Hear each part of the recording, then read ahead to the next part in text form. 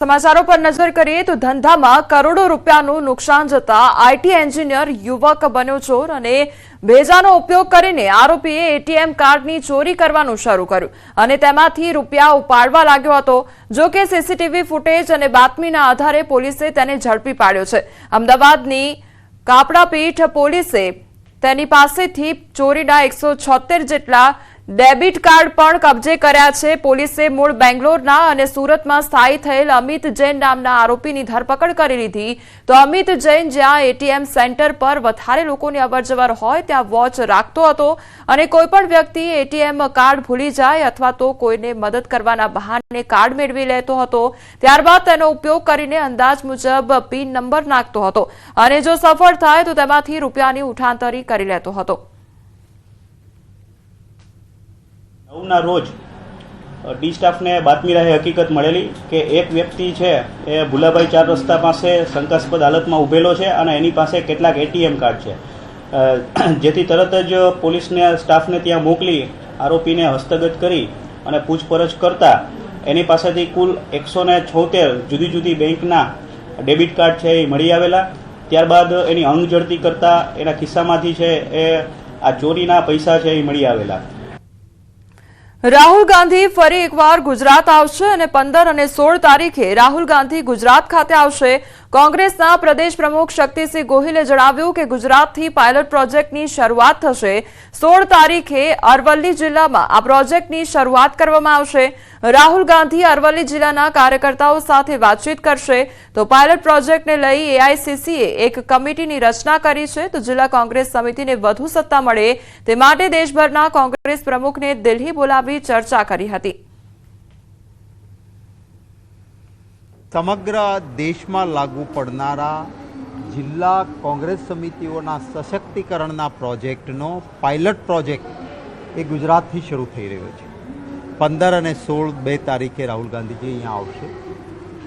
15 તારીખે जे निरीक्षकों 4 निरीक्षकों ये प्रदेश समिति तरफथी एक खूब सीनियर निरीक्षक एटले आखा राज्यना प्रभारी रह्या होय, मोटा मोटा राज्यों में केबिनेट मिनिस्टरों रह्या होय, आवा व्यक्ति एक जिल्लाना प्रभारी तरीके जशे। 16 तारीखे अरवल्ली जिल्ला में पायलट प्रोजेक्ट की शुरुआत थशे अने अरवल्ली जिल्लाना आगेवानो साथे राहुल गांधीजी वार्तालाप करशे अने त्यारबाद कार्यकर्ताओं साथे संवाद अने पछी आगळनी जे अमारी प्रक्रिया नक्की थई छे ए चालशे। गुजरातीओ केसर केरी वगर उनाळो अधूरो माने छे। केसर केरीनुं आगमन बजारमां क्यारे थशे तेनी केरी रसिको राह जोई रह्या छे, परंतु आ वखते केरी रसिकोने केसर केरी माटे वधारे राह जोवी पड़शे। आम तो सामान्य रीते केसर केरी एप्रिल महीनाना शरूआतमां बजारमां आवी जाय छे, परंतु आ वर्षे एप्रिलना अंतमां केसर केरी बजारमां आवशे। पाक 4 તબક્કામાં દર વર્ષે હોય, એ 4 તબક્કામાં નથી, આ વર્ષે 2 તબક્કામાં પાકશે। એટલે આ વર્ષે 26 તારીખથી ચાલુ થશે અને માર્કેટમાં કેરીનો ફ્લો 10 મે પછી વધારે આવશે। અત્યારે નહીવત 5-7 હજાર બોક્સની આજુબાજુ જળવાઈ રહી છે, એવો અમારો પ્રાથમિક અંદાજ છે।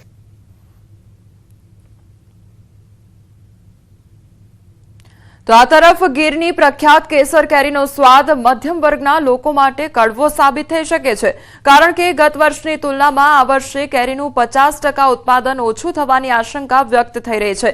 तेथी केरीना भाव पण ऊंचा जवानो अंदाज छे। गत वर्षे 6 लाख केसर केरीना बोक्सनी आवक थई हती, तेमनी सामे आ वर्षे मात्र 3.5 लाख बोक्स केरीनी आवक थवानो अंदाज छे। तेथी गत वर्ष करता केरीनी किंमत वधु चूकववी पड़शे।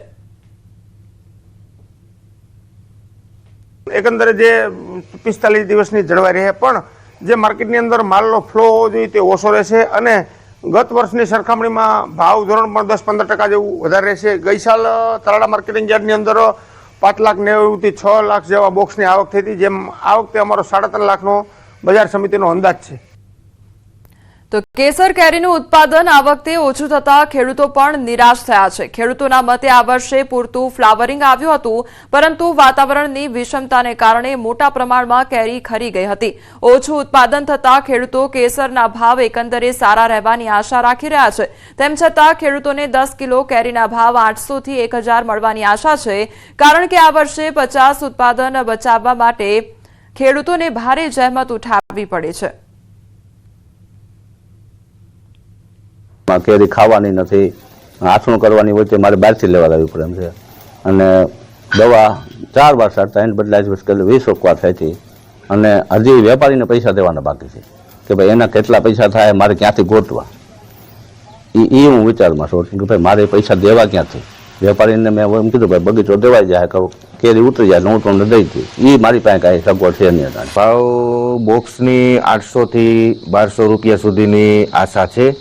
ઉત્પાદન ઓછું છે એના હિસાબથી જો એટલા ભાવ મળી રહે ખેડૂતને તો સારું એવું બેનિફિટ મળી રહે.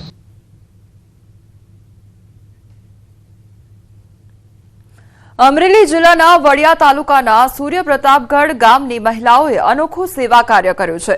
સૂર્યપ્રતાપગઢ ગામની જીવદયા પ્રેમી મહિલાઓએ કીડીઓને ભોજન કરાવીને એક અનોખું જીવદયા અભિયાન હાથ ધર્યું હતું. આ મહિલાઓ દ્વારા 500 જેટલા શ્રીફળમાં કીડિયારું પૂરવામાં આવ્યું, જેથી કીડીઓ તેને ભોજન સ્વરૂપે ખાઈ શકે. આ તમામ શ્રીફળમાં ડ્રીલ મશીનથી હોલ કરીને તેમાં કીડીઓ માટેનું ભોજન ભરવામાં આવ્યું હતું, જેમાં લોટ, ગોળ, ખાંડ, તલ, ઘી તેમજ સિંગદાણા સહિતની સામગ્રી ભરવામાં આવી હતી. આ મહિલાઓ અનોખી રીતે આ સેવા કાર્ય કરે છે. મહિલાઓએ કીડીઓને કીડિયારું પૂરીને બટુક ભોજન કરાવ્યું અને કહેવાય છે કે કીડીને કણ અને હાથીને મણ. આ કહેવત મુજબ આ મહિલાઓ નાના જીવને ભોજન કરાવે છે. એની અંદર બહેનો દ્વારા મંદિરે સવારમાં શ્રીફળ ભરવામાં આવ્યા, જેમાં કીડિયારું ભરી દેવામાં આવ્યું. અને એ કીડિયારું છે અત્યારે બપોર પછી બહેનો દ્વારા જુદી જુદી જગ્યાઓમાં 500 જેટલા શ્રીફળ છે મૂકવામાં આવ્યા, જેથી કીડીઓ છે તો એને માટે ખોરાકના કણ છે એ ટૂંકમાં સેવાનું કાર્ય છે ગામ દ્વારા કરવામાં આવે છે. 500 શ્રીફળ અમે મંગાવ્યા, એની અંદર હોલ પડ્યા. ત્યાર પછી એની અંદર ઘઉંનો લોટ, ચણાનો લોટ, ગોળ, ઘી, ખાંડ અને તમામ પ્રકારની અંદર શ્રીફળની અંદર ભરીને આજે સુરેશ્વર મહાદેવની જગ્યાની અંદર જે 100 બહેનો એકત્ર થયા, સવારમાં જેનું ભરવાનું કામ કર્યું અને બપોર પછી અમે ટ્રેક્ટર લઈને વાજતે વાજતે આ પટાંગણની અંદર જે ખુલ્લી જગ્યાની ગૌસરની અંદર તમામ જગ્યાએ શ્રીફળ મૂકવામાં આવેલા. નિમિત્તે અમે કીડિયારું પૂરવાનું કાર્ય કરવી છીએ અને આવું 3 વર્ષથી અમારું આ કાર્ય ચાલુ છે. અને એ નાના જીવને મોટા જીવને તો બધા બધું આપે છે, પણ નાના જીવ માટે